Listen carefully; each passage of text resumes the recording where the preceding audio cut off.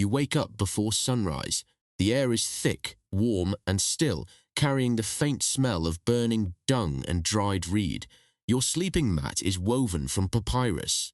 The mud brick wall beside you still holds the heat of yesterday's sun. You are in the Nile Delta, roughly 1350 BCE, and sleep, the most ordinary human act imaginable, was treated here like a medical procedure. Most people assume ancient humans slept better than we do. No screens, no deadlines, no 3 a.m. doom scrolling. They were physically exhausted by dusk. They had no artificial light, and the logic is airtight. Nature put them to bed, and nature woke them up. Simple, clean, restorative. But the Egyptians didn't just fall asleep.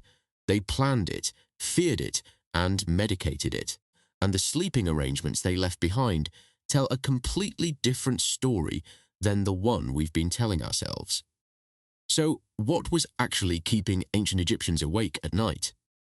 To understand that, you need to stand inside the world they inhabited. We're talking about the New Kingdom period, roughly 1550 to 1070 BCE, a civilization anchored along a narrow green corridor of farmable land flanked on both sides by desert that would kill you in days. Memphis, Thebes, Amarna, cities built from sun-baked mud brick, limestone, and ambition. Most people were not pharaohs. Most people were farmers, craftsmen, servants, soldiers, and scribes sleeping in one-room homes with earthen floors and no insulation between them and a climate that hit 110 degrees Fahrenheit in summer and dropped sharply at night. Their diet was dominated by emmer wheat bread, barley beer, lentils, leeks, onions, figs, and, depending on status, river catfish from the Nile, dried duck, or cuts of ox and goat. They walked everywhere. They carried everything.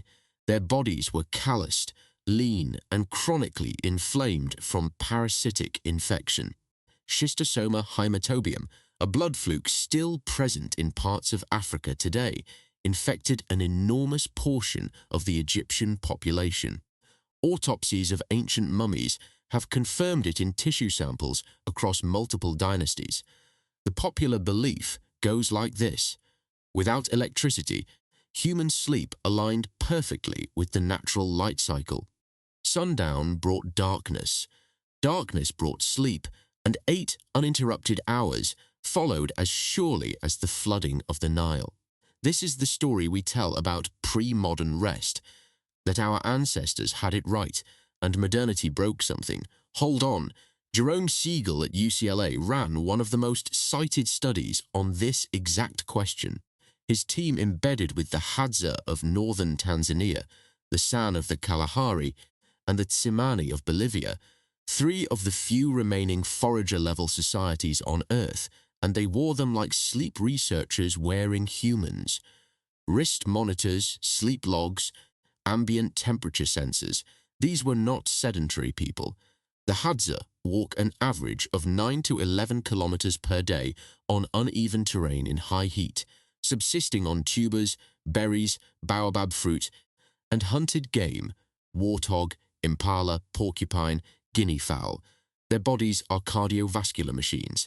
Every reasonable researcher going into this study expected to find long, early, deep, and uninterrupted sleep.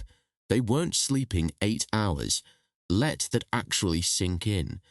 These people, physically harder than any modern human reading this, burning more calories before noon than most of us burn in a day, were averaging between 6 and 7 hours of sleep per night. Not 8, not 10. 6.4 hours on average, and they weren't going to sleep at sunset. They were falling asleep on average 3 hours and 20 minutes after dark, and waking before sunrise. The body is not a machine that shuts down when the fuel runs out. It's more like an extremely cautious security guard, constantly scanning the environment for threats even while half the building is dark. Sleep isn't the default state. Wakefulness is. Sleep is what the brain permits when it calculates the environment is safe enough. And temperature, it turns out, is the primary dial. The Hadza, San, and Tsimane all showed a remarkably consistent pattern. Sleep onset tracked not with darkness, but with the dropping of ambient temperature, and waking tracked its rise. Not light, temperature.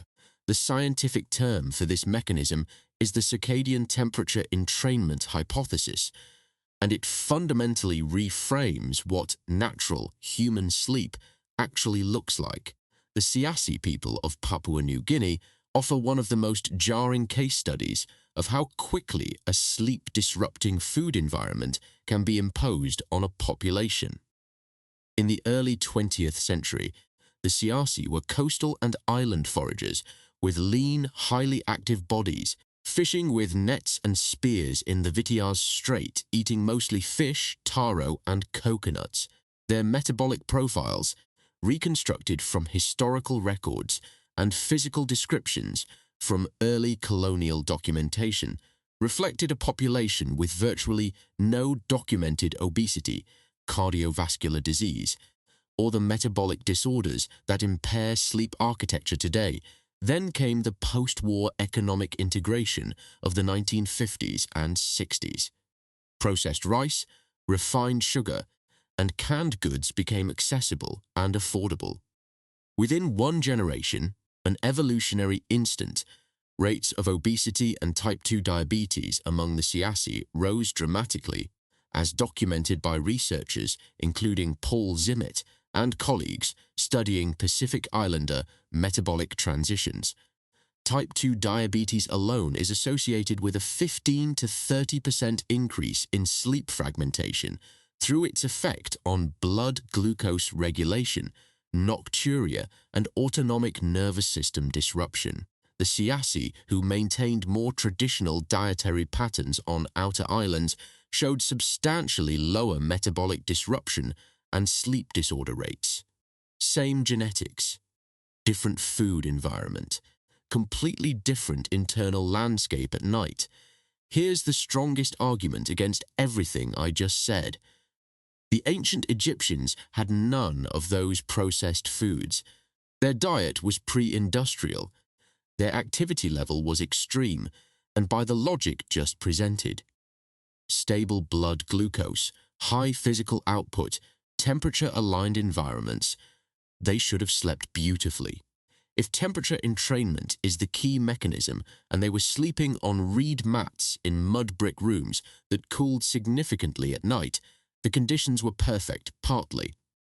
Yes, this part is real. The thermal environment of ancient Egyptian homes was actually reasonably well suited to temperature-based sleep onset. Limestone holds heat, but open-roofed sleeping arrangements and courtyard sleeping, documented in both textual sources and architectural layouts of New Kingdom worker villages like Deir el Medina, would have allowed significant nighttime cooling. Where the argument falls short is in treating ancient sleep as a purely physical equation. Egyptian medical papyri, specifically the Ebers Papyrus, dated to approximately 1550 BCE, include remedies explicitly targeting sleeplessness. Preparations containing opium derived from Papaver somniferum, cannabis, mandrake root, and fermented mixtures of wine and plant extracts were prescribed for inability to sleep. These weren't tonics for weak constitutions. They were standard entries in a sophisticated medical text produced by people who clearly understood that sleep disruption was common enough to require systematic treatment. Something was keeping people awake. And the candidates are specific. Parasitic infection causing nighttime itching and abdominal pain, chronic occupational pain from carrying and lifting limestone blocks, the physiological effects of grief and social anxiety, documented in the Egyptian wisdom literature, and the reality that shared sleeping spaces in laborer communities were noisy, crowded, and thermally unpredictable. So the question becomes not whether ancient Egyptians slept, but under exactly what conditions sleep was achievable, and what they did when it wasn't. In a stable environment with natural temperature cycling, low infection burden, and minimal social stress, the answer is that ancient Egyptians likely fell asleep within a few hours of full dark and slept in a segmented pattern, not one long block, consistent with what historian Roger Kirch documented in his research on pre-industrial European sleep, which he published in his 2005 book, At Day's Close, Night in Times Past.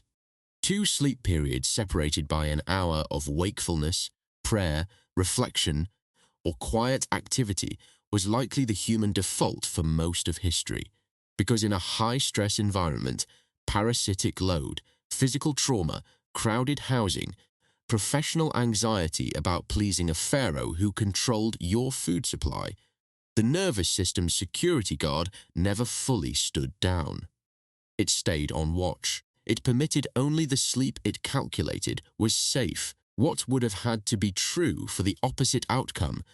Deep, 8-hour, uninterrupted sleep is a body with low inflammatory load, no parasitic infection, ambient temperatures that dropped reliably and held steady through the night, and a social environment with predictable safety signals. For the workers who built Ramesses II's monuments at Abu Simbel, sleeping in the desert heat of Upper Egypt with schistosomiasis in their bloodstream and quota anxiety in their chest, that combination was not available most nights. Here's what all of this actually means.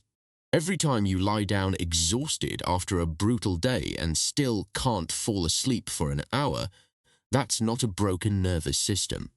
That's a surveillance system doing exactly what it evolved to do, running a final threat assessment before it allows the most vulnerable state a human body can enter.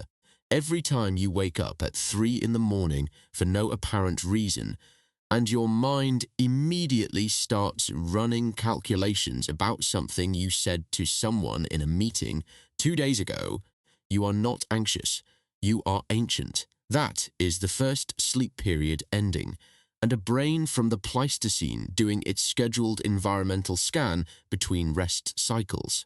Every time you're so physically wrecked you can barely keep your eyes open at 9 p.m., but then lie in bed completely alert at 10, that's your body waiting for the temperature in your room to drop another degree. The precise signal it has been listening for across hundreds of thousands of years of human sleep. The Egyptians weren't failing at sleep. They were doing the same thing you're doing, negotiating with a body that was never designed for perfect rest. The sea leaf isn't something you fall into. It's something your nervous system